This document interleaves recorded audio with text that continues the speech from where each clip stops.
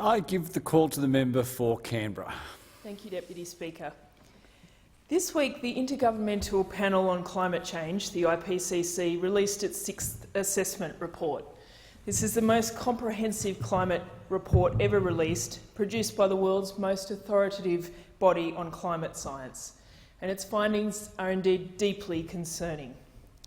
It is yet more evidence of the costs of the 8 years of inaction by the Liberal and National Party government, and that it's past time for this government to stop spinning and start taking action on this global crisis.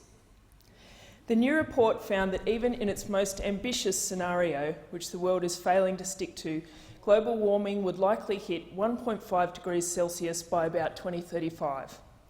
On our current trajectory, we are likely to hit 1.5 degrees of warming about 2030. And this is in the context that in 2015 the world agreed to work together to limit warming to 1.5 degrees, and clearly we are failing. Globally, warming has now reached about 1.1 degree since industrialisation, according to the hundreds of scientists and governments that make up the IPCC. Here in Australia, warming has already reached 1.4 degrees, and the report said that these impacts will have particular relevance to Australia. Sea levels around Australia, which have already risen higher than the average, will continue to rise.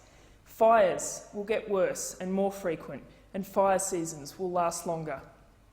Heavy rainfall and river floods are projected to worsen across Australasia, and droughts will also worsen.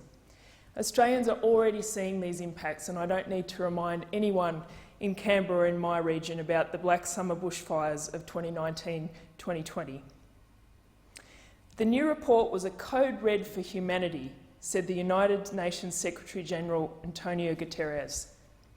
He said that the alarm bells are deafening and the evidence is irrefutable. Greenhouse gas emissions from fossil fuel burning and deforestation are choking our planet and putting billions of people at immediate risk, he said. This report must sound a death knell for coal and fossil fuels before they destroy our planet. The viability of our societies depends on leaders from government, business and civil society uniting behind policies, actions and investments that will limit temperature rise to 1.5 degrees Celsius. Yet our Prime Minister's response to this has been no change to their current policy, a current policy that is inaction. Instead, they have merely said that they would still preferably like to get to net zero by 2050. It's not even a commitment. And this is the bare minimum that countries around the world are committing to, and the mounting evidence, including this report, is showing that we actually probably need to get there a lot sooner than that. How will we explain this inaction to our children? How will we explain that we knew about this? We knew these impacts were coming and we did nothing.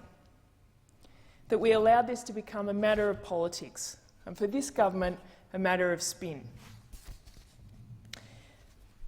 This is a government this is about science. This should be above debate. But within the Liberal and National Party room, they are still having a debate around the science.